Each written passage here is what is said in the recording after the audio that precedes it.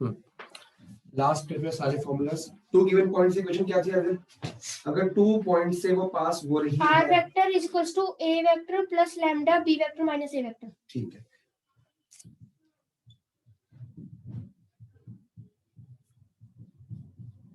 वो 2 पॉइंट्स तुम्हारे को पता लग जाएंगे। तो वो दूसरा पॉइंट जो होगा वो बी वेक्टर का होगा, पहला पॉइंट होगा ए वेक्टर का। ठीक है, और इसकी कार्टेशियन फॉर्म क्या है? x minus x1 upon x2 minus x1 is equal to y minus y1 upon y2 minus y1 z minus z1 upon z। z। ठीक है, ये आपकी वेक्टर फॉर्म होगी, ये आपकी कार्टेशियन फॉर्म होगी। ये सारे फॉर्मूले लास्ट पेज पे रिपीट मैं इसलिए कर रहा हूँ क्योंकि हमीद को भी वीडियो देनी है, बाकी रिकॉर्डिंग लेट शुरू हुई है। एंगल के फॉर्मूले आपके सिलेबस में नहीं है, इसलिए लीव इट। इसके बाद मैंने कल शॉर्टेस्ट डिस्टेंस कराया था, 5वां shortest distance between two skew. अगर शॉर्टेस्ट डिस्टेंस बिटवीन निकालना हो, shortest distance between two parallel lines क्या लिखवाया था बताओ? d is equals to b1 into b2। वो लाइंस लिख रहा हूं मैं पहले। r vector is equal to a1 plus lambda b vector और r vector is equal to a vector plus a2 vector plus mu b vector. इसमें b नहीं, parallel lines है ना, तो आपका डिस्टेंस क्या आ जाएगा? Shortest distance is equal to b vector cross a2 minus a1 upon mod of b vector. ये था छठा फॉर्मूला। ये पैरेलल लाइंस थी। अब हुआ shortest distance between two skew lines. वही लाइंस ले लेंगे, first and second. This is your first line and this is your second line. तो शॉर्टेस्ट डिस्टेंस क्या बन गया? b1 cross b2 dot a2। Formulas बढ़ते जाएंगे। जैसे ही मैं 11.3 अभी शुरू कर रहा हूँ, फॉर्मूलेस की भरमार बहुत ज्यादा हो जाएगी, तो बाद में परेशान हो, अपने पेज बना लो पहले से ही कि प्रॉब्लम ना आए। This is in mod and this is also in mod, this is also in mod. ठीक है, और इसकी कार्टेशियन फॉर्म आपने लिखी हुई है? मैंने बताओ, ये लिखवाई ना मैंने बोला इसी में कन्वर्ट किया करो। अब सारे नोट कर लो, मेरे को बताओ, फिर मैं इसको रब करूंगा। और 7th फॉर्मूला अभी लिखवा रहा हूँ जो नया है आपका आज का सिलेबस है। इसी पेज पे सारे फॉर्मूले लिखने हैं, आगे लिखे होंगे बट पीछे भी लिखने हैं सारे के सारे दोबारा से। जब हो जाए तो बताना सामने। तो लिखिए, अगली हेडिंग डालो 7th फॉर्मूला। सामने मिटा दूं, ये लेफ्ट साइड मिटा दूं?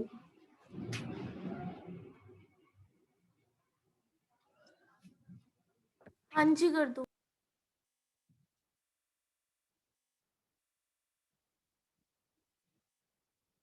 Equation of a plane. Formula भी लिखवा रहा हूं और समझा भी रहा हूं आज की क्लास में। ठीक है, what is a plane? Plane क्या होता है? प्लेन एक ऑक्टेंट के अंदर सरफेस नहीं, आपकी 3 क्वाड्रेंट्स होते हैं, सॉरी 3 एक्सिस होती हैं। वो प्लेन कहीं से भी लाई कर सकता है। फॉर एग्जांपल ये आपके 3 एक्सिस होगी, तो एक प्लेन मैंने बना दिया, ये एक प्लेन है। ये प्लेन कहां से पास कर रहा है? सिर्फ और सिर्फ वाई एक्सिस। लेकिन हमें यहाँ पे दिख रहा है वाई एक्सिस है, ये जेड एक्सिस से भी पास कर रहा है, क्योंकि ये ऐसा होगा ना, मतलब ये एक तरह से, ये बुक ले ले, एक तरह से बुक जैसा होगा, तो वाई पे भी आ रहा होगा और जेड पे भी आ रहा होगा। ठीक है, अकॉर्डिंगली बहुत सारे प्लेन्स बन सकते हैं। Infinite number of planes can be drawn. अभी तक हम क्या निकाल रहे थे? Equation of line and distance between two lines vector form में। अब हमको निकालना होगा अगर भी प्लेन किसी क्वाड्रेंट से या किसी एक्सिस से या किसी कोऑर्डिनेट से या किसी ऑक्टेंट से कैसे भी 3D फॉर्म में पास करता है, तो उस प्लेन की इक्वेशन कैसे लिखें। ठीक है, तो 7वां आपका फॉर्मूला अभी सिखाता हूँ।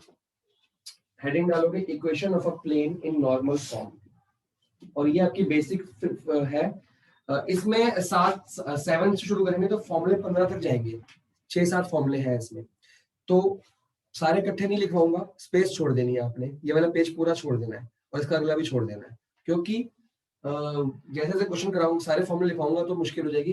3-4 लिखवाऊंगा, 3-4 के क्वेश्चन कराऊंगा, ठीक है, डेली इक्वेशन ऑफ, और फिर इसकी आरडी या आरएस या 10 ईयर से प्रैक्टिस भी कराऊंगा।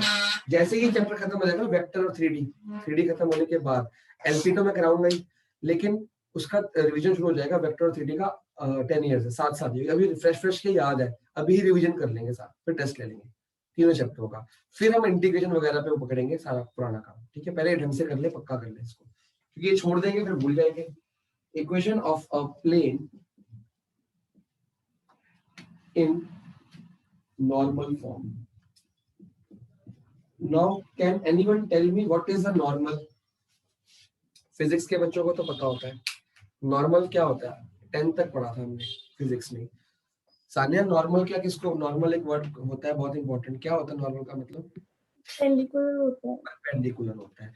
एक प्लेन के लिए हम एक परपेंडिकुलर ड्रॉ करेंगे, उस फॉर्म में अगर आपको परपेंडिकुलर वर्ड आ जाए या नॉर्मल वर्ड आ जाए तो एक ही बात है, लेकिन ये परपेंडिकुलर किसके लिए है? It is perpendicular to plane. ठीक है, परपेंडिकुलर टू प्लेन, बात समझ आ गई? क्योंकि एक अगली इक्वेशन भी परपेंडिकुलर की है, तो बच्चे काफी कंफ्यूज हो जाते हैं कि सर ये भी नॉर्मल है वो भी परपेंडिकुलर है। वो परपेंडिकुलर टू अ वेक्टर होगा या फ्रॉम ओरिजिन होगा, ये है परपेंडिकुलर टू अ प्लेन। ठीक है, तो आपकी बुक में पेज नंबर निकाल लो 479। आपको एक प्लेन दिख रहा है 479 पे, फिगर 11.10, आपको एक प्लेन दिख रहा होगा 479 में, आपको एक प्लेन दिख रहा होगा, एक ट्रायंगुलर फॉर्म में प्लेन बना हुआ है। ठीक है, उसकी इक्वेशन अगर मेरे को निकालनी हो तो मैं छोटा सा पहले, आपको छोटा सा प्लेन दिख रहा है ओ वाला, ओपी वाला, ये मेरा ओरिजिन हो गया। तो मेरे को उस प्लेन की इक्वेशन निकालनी है इन नॉर्मल फॉर्म, तो मैं एक नॉर्मल बनाऊंगा जिसको मैं नाम दूंगा ओ एन। क्या नाम दे रहा हूं मैं? O N.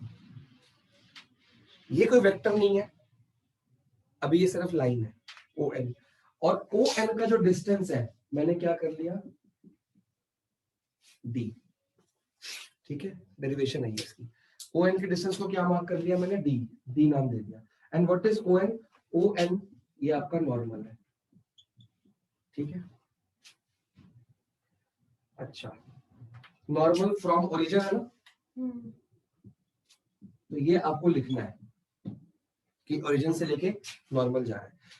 तो आप एक अलग से पॉइंट लेट करते हो। अभी भी आपने जो लाइंस की क्वेश्चन की थी, ए वेक्टर था, एक बी वेक्टर था, एक हमने ओपी वेक्टर लेट किया था जिसको हम क्या बोलते थे, आर वेक्टर। तो यहां भी एक आर वेक्टर चाहिए मेरे को, ये ओपी वेक्टर मैंने ले लिया, इसको मैं क्या ले रहा हूँ, आर वेक्टर। बात समझ आ गई? और P के पॉइंट्स मैंने लेट कर लिए x, y, z। क्यों लेट किए x, y, z? क्योंकि जब कार्टेशियन फॉर्म में आंसर निकालूंगा तो x, y, z वहां पे चाहिए होता है, वो हमेशा r वेक्टर से निकल के आते हैं। अभी तक ये समझ आया कि नहीं होमवर्क करने में? जो कार्टेशियन फॉर्म में x माइनस x1 है, वो जो x पॉइंट है, वो x पॉइंट किसका होता है, xi cap, yj cap, zk cap, वो r वेक्टर के पॉइंट्स होते हैं। तो r वेक्टर मैंने एक लेट करा है और ये एक ट्रायंगल पूरा कर लिया है। तो मेरी जो इक्वेशन है, कोई डेरिवेशन नहीं करा रहा, आपको सिर्फ इतना बता रहा हूं, अगर ये ओ एन डी है, ओ एन डी है, तो ओ एन वेक्टर क्या होगा, ओ एन वेक्टर होगा डी एन कैप। अगर मैं इतना पोर्शन एन कैप लेता हूं, कोई दिक्कत? क्योंकि ये नॉर्मल है, दैट्स व्हाई एन लिखा है। अभी तक आपने वेक्टर चैप्टर में भी नॉर्मल लिया था, परपेंडिकुलर, जो साइन थीटा एन कैप लिखा था। What was N cap? N is a unit vector perpendicular to the origin, ये था ना, from the region, normal from the region या unit vector from the region। तो n कैप क्या हो गया, ये आपका हो गया यूनिट वेक्टर परपेंडिकुलर फ्रॉम या नॉर्मल फ्रॉम ओरिजिन। सामने इतनी बात समझ आ गई, इसको नॉर्मल लिख लो। अगर हाँ ये जी। है यूनिट वेक्टर तो ये डी एन कैप होगा कि नहीं होगा, ओ एन वेक्टर। ये पूरा डिस्टेंस को मल्टीप्लाई कर दिया एन कैप से, ये करते हो ना अभी तक, तो सारे इतनी बात समझ आ गई। हाँ जी।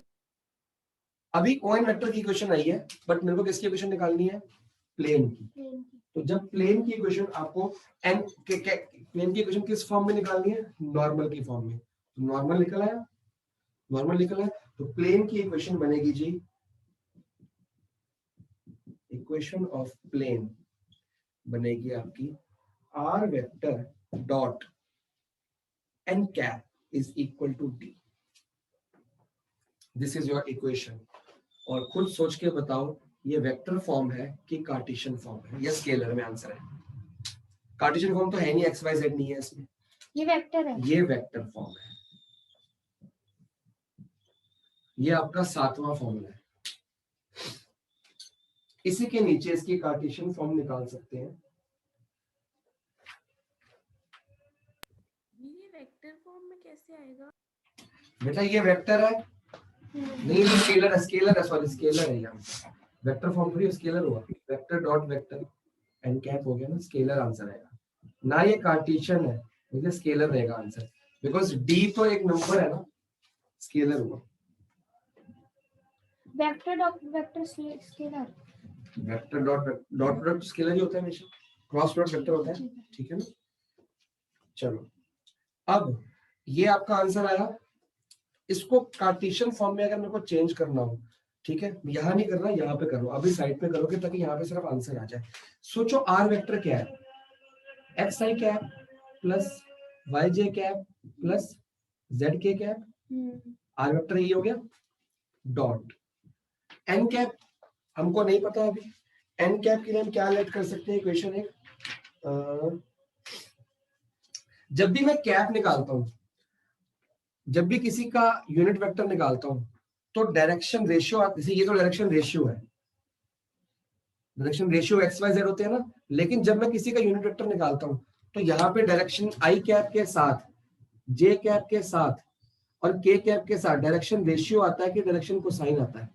सोच के बताओ, जब भी हम किसी का यूनिट वेक्टर लिखते हैं, ये यूनिट वेक्टर है क्या? नहीं। अगर इसका यूनिट वेक्टर निकालूंगा तो कैसे निकलेगा? अगर मैं Expected आर upon कैप निकालता हूँ magnitude।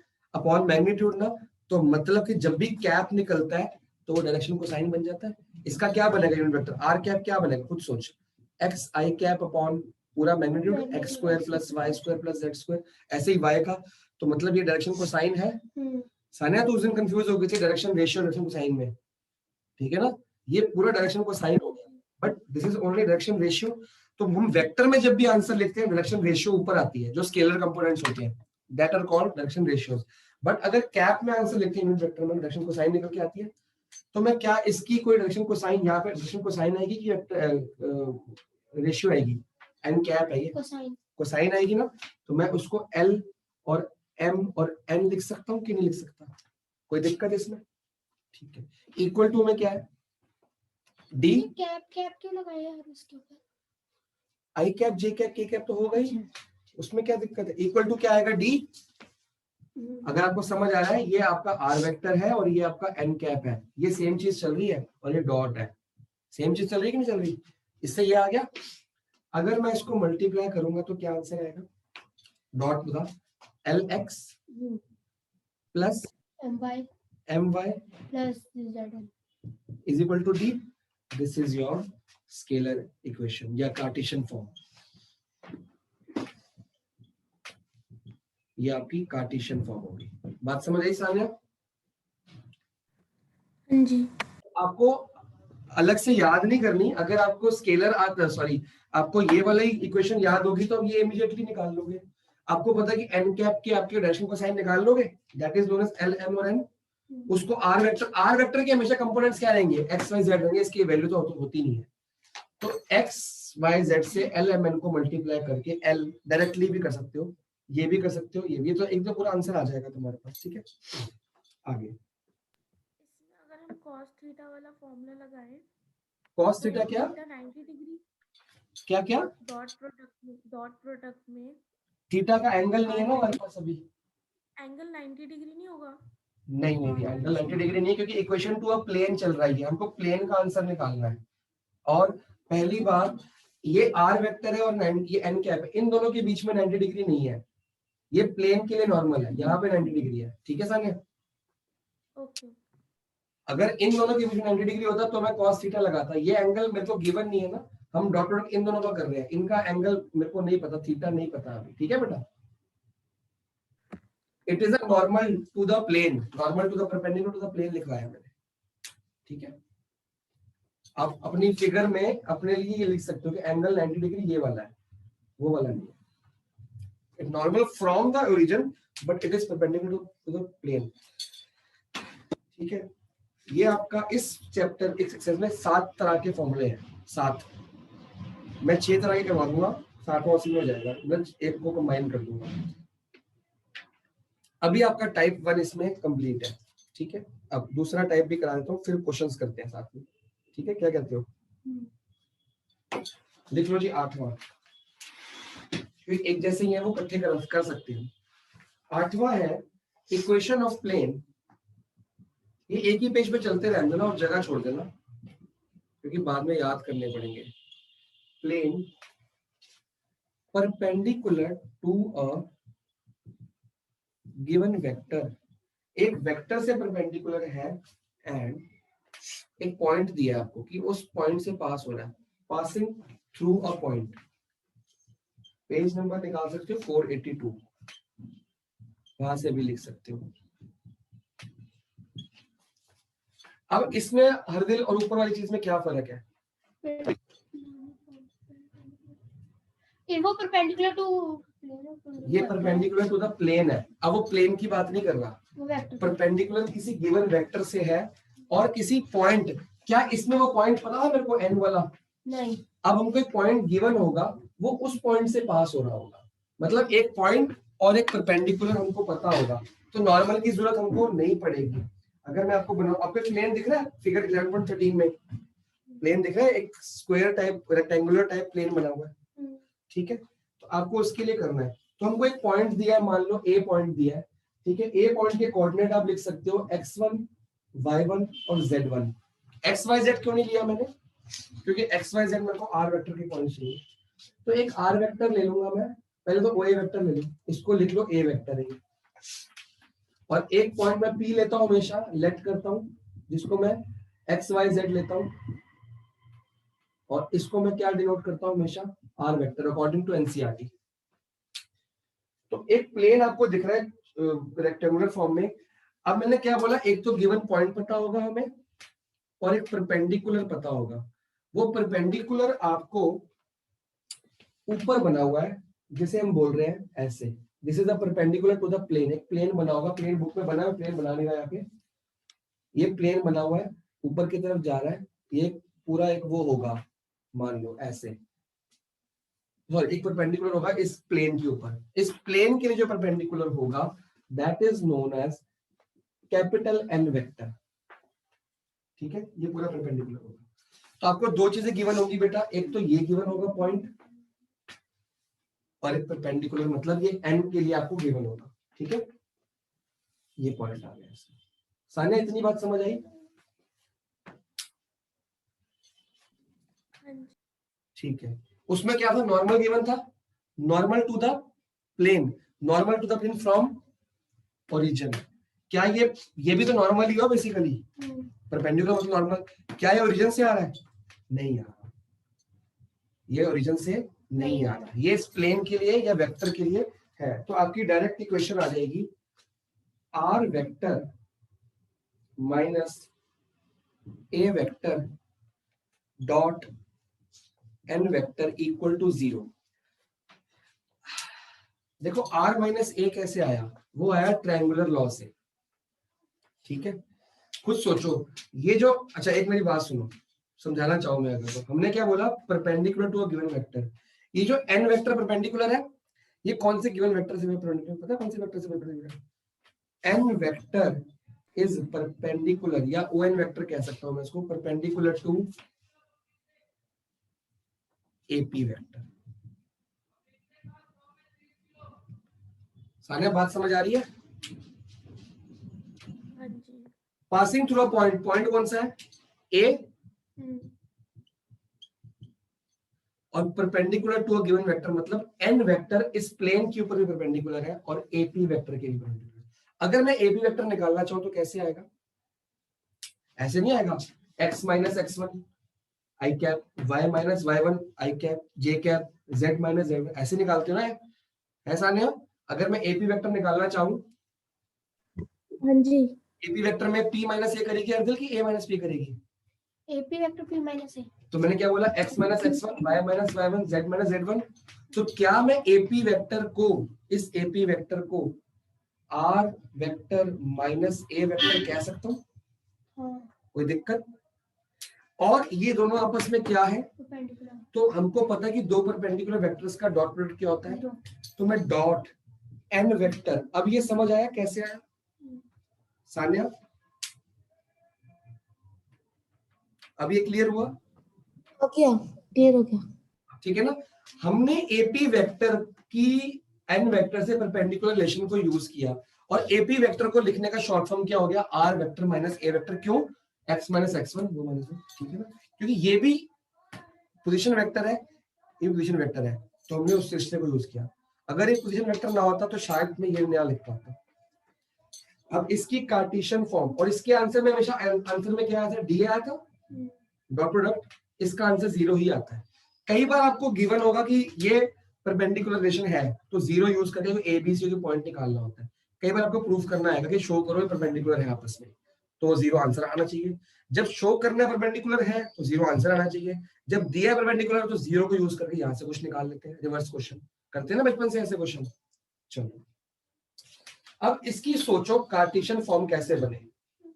हरदिल, मैंने इसको क्या बोला? इसका आंसर क्या आएगा? x माइनस x1, ये आएगा ना? सोच, इसका मैं अगर बनाऊं कार्टेशियन फॉर्म क्या बनेगी? r माइनस a वेक्टर की x minus x1 i cap, Y minus Y1, यही बनेगी ना? j cap, z minus z1 ठीक है। k कैप, डॉट, इतना हो गया। n वेक्टर के बारे में कोऑर्डिनेट्स नहीं पता, कोई भी कोऑर्डिनेट्स ले लो जिसे बुक में लिए a dot b dot c। अगर मैं ये लेता हूं तो क्या बन गई है? ए आई कैप, जे कैप प्लस सी के कैप इक्वल टू 0। तो अगर प्रोडक्ट निकाला तो क्या निकला? ए ए एक्स माइनस x1, इधर देख ये इससे मल्टीप्लाई होता है, प्लस बी, मतलब पुराने रूल्स जिसके अच्छे हैं उसको फॉर्मूला याद करने में सिर्फ एक याद करना है, ये वाला। ये याद कर लोगे तो ये तो निकल जाएगा अपने आप orally. z minus z1 equal to 0, ये आपकी कार्टेशियन फॉर्म हो गई, निकली हमने उसी से कराई। तो आपको मेन एक तो ये याद करनी है, एक ये याद करनी है। ठीक है हरदिल? ठीक है सानिया? निकाली कैसे मैंने आपको बता दी, कुछ नहीं किया, माइनस करके मल्टीप्लाई कर दिया, दैट्स इट। तो जब मल्टीप्लाई करते तो कंपोनेंट्स मल्टीप्लाई करते हैं ना, खाली वेक्टर तो मल्टीप्लाई नहीं होता। अभी के लिए इतना ही करेंगे, उसके क्वेश्चन करके 2-3 एग्जांपल, 2 से 3 करेंगे और 3 से 4-5 क्वेश्चन होमवर्क में दे दिए जाएंगे। ठीक है, एग्जांपल नंबर निकालेंगे। पहले तो समझ आ गई इतनी बात, दोनों क्वेश्चन याद हो गई, फटाफट से याद करो। जब आपको नॉर्मल की बात आएगी तो ये क्वेश्चन है या ये है। जब आपको perpendicular to a vector point भी गिवन है, इसमें कोई पॉइंट गिवन है? जब पॉइंट भी आ गया, परपेंडिकुलर भी आ गया, तो ये क्वेश्चन है। फटाफट से क्वेश्चन याद करो, चाहे खाली ये याद कर लो तब भी काम चल जाएगा मेरा। और वो जो फॉर्मूले का पेज है वहां से आगे चैप्टर जहाँ पे कर रहे हो वहां पे आ जाओ, फॉर्मूले के पे में जगह छोड़ दो। अभी 8वें तक हुआ है, 15 तक जाऊंगा मैं। एग्जाम्पल नंबर 13 निकाल लो। जो जो गिवन है पहले वो लिखेंगे तो क्वेश्चन समझ आएगा, सॉल्यूशन नहीं देखना। जो जो गिवन है कॉपी में पढ़ती रह, लिखती रह, इकट्ठा क्वेश्चन मत पढ़ा कर कभी भी, हमेशा तोड़ तोड़ के पढ़ा कर, गिवन गिवन निकाल लिया करो।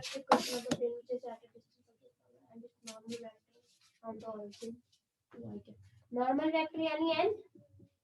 हाँ, find the vector equation of the plane, plane निकालना है, which is at a distance, मतलब डी ऑलरेडी दे दिया, कितना दिया है?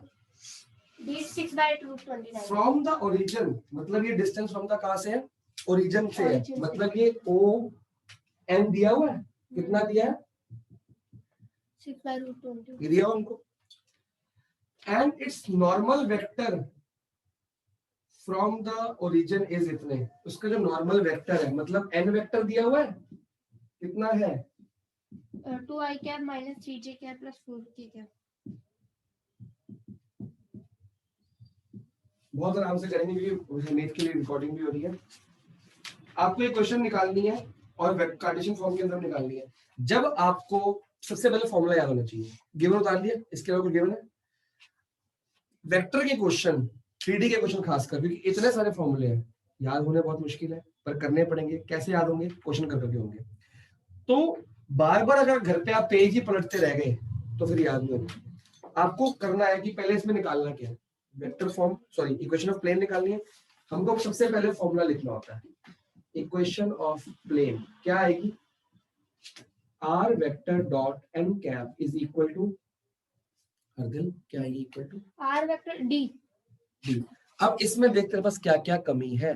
N cap चाहिए, R vector. आर वेक्टर तो कुछ नहीं है, एक्स आई कैप होता है, वो तो पता है हमको।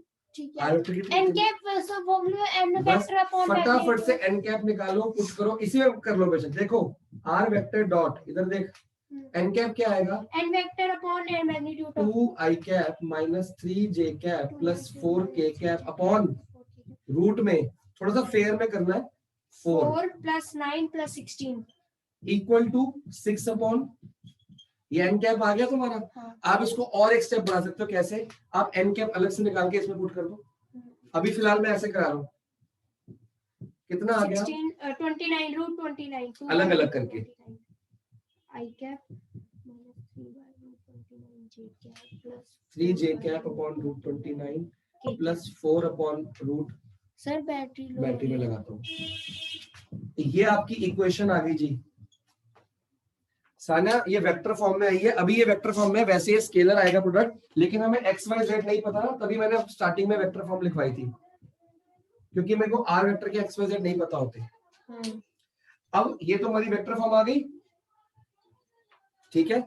वैसे ये आंसर स्केलर में है, क्योंकि स्केलर में आंसर दिया हुआ है। जब दो वेक्टर का डॉट प्रोडक्ट करेंगे स्केलर आंसर आएगा, बट हमें आर वेक्टर नहीं पता होता, कभी भी नहीं पता होता। हाँ नहीं पता होता किसी भी। अभी तक आर वेक्टर की जगह डाला आपने, क्या डालते हो? एक्स वाई जेड डालते हो ना, वो कार्टेशियन फॉर्म में एक्स वाई जेड को यूज करना होता है। अब इसकी कार्टेशियन फॉर्म बनाए, ये क्या होगा? लिखा है क्वेश्चन में, लिखा है also find the Cartesian form. इन्होंने नहीं बनाई, हम बना देते हैं ना। अब मैंने क्या बोला, क्या है? एल एक्स, ये एल है कि ये एल है? नीचे वाला एल है। ये क्या है फिर? ये वो एक्स एक्स है, मतलब डायरेक्शन रेशियो है। तो ये एल इंटू इसका क्या आएगा? अगर मैं इसको हटाऊं तो क्या आएगा? एक्स वाई जेड, एक्स आई cap plus Y Z cap, Y J cap plus Z के कैप। तो आर वेक्टर की जगह सीधा देखो 2 upon root 29 X minus 3 upon root 29 J plus Y 4, sorry Y 4 upon root 29 Z is equal to, ये vector form भी आ गई आपकी, कार्टेशियन फॉर्म में आ गई। Any doubts? नहीं।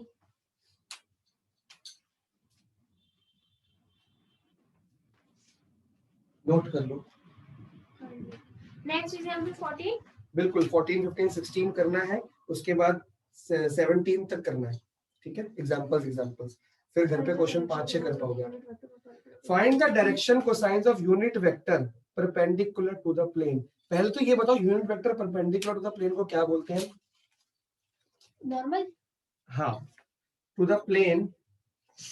आपको एक इक्वेशन दी हुई है, उसमें से क्या, अब मेरे को पहले क्वेश्चन पढ़ के समझाओ कि निकालना क्या है, तब तक मैं क्वेश्चन लिख देता हूँ। डायरेक्शन कोसाइंस किसके? यूनिट वेक्टर के। किसके? यूनिट वेक्टर के। क्या बोलते हैं उसको? नॉर्मल। नहीं, सोचो, मेरे को निकालना एग्जैक्टली मैथमेटिक्स फॉर्म में क्या निकालना है। क्या मैं इस इक्वेशन को ऐसे लिख दूं हर दिन? क्या इक्वेशन को इक्वल टू -1 कर दूं? हाँ। तो इससे क्या निकल के आया? मेरा इक्वेशन ऑफ प्लेन है कि नहीं? प्लेन की इक्वेशन है। इसको कंपेयर करोगे अगर इससे, अभी ये इक्वेशन ऑफ प्लेन है कि नहीं, कौन बताएगा मेरे को? ये इक्वेशन ऑफ प्लेन है। नहीं है। क्यों? सारे इक्वेशन ऑफ प्लेन है कि नहीं? अच्छा, एन कैप नहीं है। नहीं है। This is equation known as r vector dot n vector equal to d। ये भी क्वेश्चन ये वाली है। हाँ, आपको क्या बोला क्वेश्चन में, दोबारा पढ़ो। एन कैप निकालना है, n कैप नहीं निकालना, direction cosine dc of n cap unit vector के निकालने हैं। तो जस्ट फाइंड n कैप और उसके जो आपके डायरेक्शन को साइन देंगे वही आपका आंसर है। तो क्या आएंगे खुद सोचो। अगर मैं डायरेक्ट डायरेक्शन को साइन निकाल दूं क्या आएंगे, 6 अपॉन 6 आई कैप अपॉन 36 36 प्लस 9 प्लस 4। ये डायरेक्टली मैंने किया, आप ऐसे नहीं करोगे। रूट 49 कॉमा यानी 7 6 माइनस 3 अपॉन रूट 49 मतलब 7 होगा। माइनस 3/7 जे कैप माइनस जे कैप नहीं, डायरेक्शन को साइन सिर्फ यही होगा। हाँ तो वो तो अलग अलग बात है। सानिया बात समझ आ गई कि लंबे मेथड से कराऊं आगे ना। तो क्वेश्चन में पहले पढ़ना है कि ये एन कैप है कि एन वेक्टर है। Comparing this equation with this, इसका निकालेंगे एन कैप निकालेंगे तो डीसी तो आ ही जाएगा अपने। और डायरेक्टली यहां से यहां नहीं आना। इसके में कितने स्टेप्स खाए मैंने अर्जुन? बहुत 2 से 3 खाली है। पहले ये लिखूंगा, इसमें फिर एन वेक्टर की वैल्यू लिखूंगा पूरी, फिर निकालूंगा एन कैप, पूरे फॉर्मूला लिखूंगा ना, क्या लिखूंगा x square plus y square z square पूरा।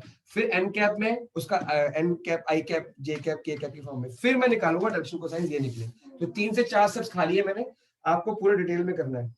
एग्जाम्पल नंबर 15, मैं स्टेप्स खा सकता हूँ, मैंने एग्जाम नहीं देना, आप नहीं खा सकते। रोटी वोटी खा के जाएंगे बोर्ड में, स्टेप्स नहीं खाएंगे। Distance of the plane from the origin, find the d निकालना है। फ्रॉम द ओरिजिन बोला तो डी निकालना ना, फ्रॉम द ओरिजिन बोला है। हमेशा डी जो होता है फ्रॉम द ओरिजिन होता है, मतलब you have to find d. R vector into n cap. सोचो ये क्या दिया है। 2x क्या मैं इस इक्वेशन को ऐसे लिख दूं, इक्वल टू 6? हाँ क्या ये इक्वेशन lx प्लस my, तो d6 नहीं आ गया फिर? हाँ, नहीं तो तो कुछ और।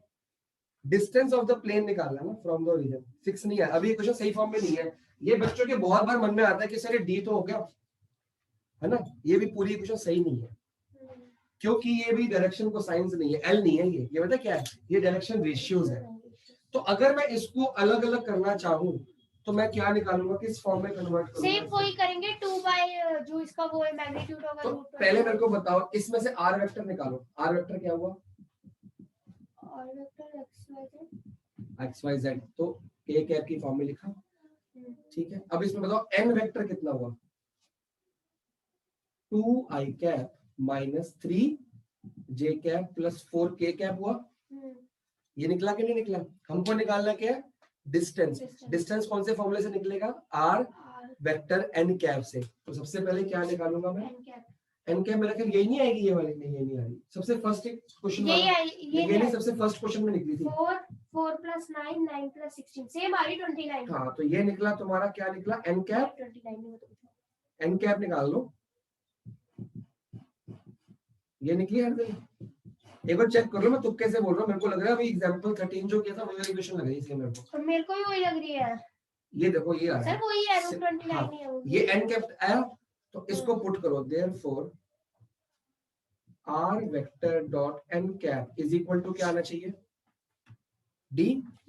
अब क्या ये इक्वेशन है कि नहीं, सोच के बताओ। कौन सी नहीं है ना, ना। हमने इसमें से आर वेक्टर निकाला, हमने इसमें से एन वेक्टर निकाला, हमने इसमें से एन कैप निकाल दिया, हमें एन कैप में पता लग गया कि यार ये आना चाहिए था। तो खुद सोचो, जब मैं इसकी वो निकालूंगा, क्या कहते हैं,